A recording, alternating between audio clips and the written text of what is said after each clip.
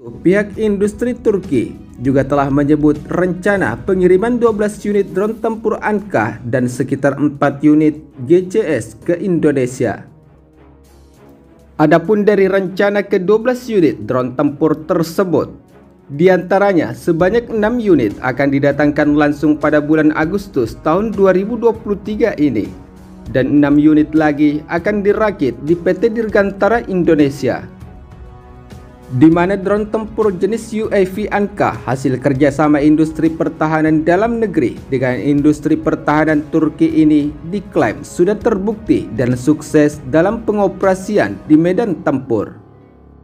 Sementara seperti yang pernah terpajang di pameran alutsista militer Indonesia, drone tempur UAV ANKA-S ini bakal dibekali senjata yang diusung rudal udara ke permukaan Smart Micro Munition buatan Roketsan, atau bisa juga dipasangi roket 2,75 inci dengan pengendalian. Selain itu, drone tempur ANKA-S juga dibekali sensor optical elektronik generasi terbaru, perangkat EFF atau Identification Friend or Foe, laser rangefinder, and laser designator, yang kesemuanya dipercaya dapat menyasar sasaran secara presisi di medan pertempuran. Adapun total muatan yang dapat dibawa oleh drone tempur ANKA-S dalam menjalankan tugas operasi di udara, yaitu adalah 200 kg yang sudah termasuk bom udara ke darat dan rudal canggih.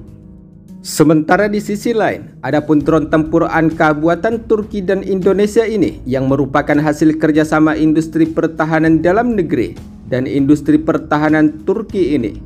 mengusung mesin turbopropeller PD-170 dengan tenaga 150 HP.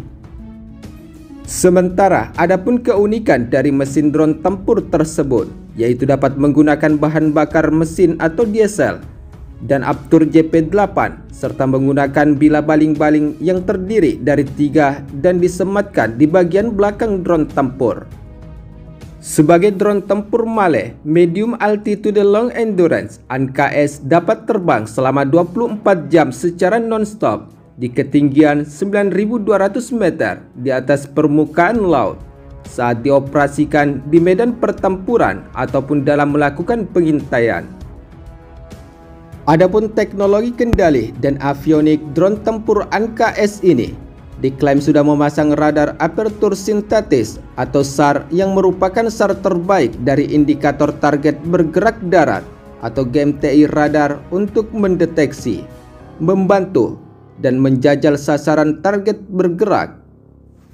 Akhirnya, setelah kontrak pengadaan ditandatangani pada tahun 2019 lalu, kini dikabarkan bahwa batch pertama Rampur atau kendaraan tempur lapis baja yang merupakan Pandur 2 8x8 pesanan Kementerian Pertahanan Republik Indonesia untuk Batalion Infanteri Mekanis TNI Angkatan Darat telah mulai berdatangan ke Indonesia sebagai salah satu kebutuhan esensial bagi TNI Angkatan Darat dan Marinir TNI Angkatan Laut. Sementara sesuai kontrak pengadaan alutsista tempur militer Indonesia antara Kementerian Pertahanan Republik Indonesia dengan pihak manufaktur, yaitu Excalibur Army Czechoslovakia Group, Rampur Pandur akan dikirim ke Indonesia dengan 3 tahun setelah kontrak efektif berjalan. Adapun kabar kedatangan kendaraan tempur Pandur 2 8x8 untuk menambah kemampuan ataupun sistem persenjataan militer Indonesia tersebut, sebagaimana yang telah disampaikan oleh pihak industri freight forwarding asal Jakarta, bahwa 11 unit Rampur Pandur 2 8x8 telah tiba di Indonesia, di mana dalam foto dan video yang diperlihatkan Pandur dengan dibungkus kain putih dibawa menggunakan truk trailer menuju stasiun ataupun satuan infanteri TNI Angkatan Darat. Sementara di sisi lain, sebagaimana dalam kutipan sumber media informasi militer terkait, bahwa kendaraan tempur Pandur 2 8x8 yang telah tiba di Indonesia telah dilengkapi dengan SMB atau senapan mesin berat RCWS 12,7 mm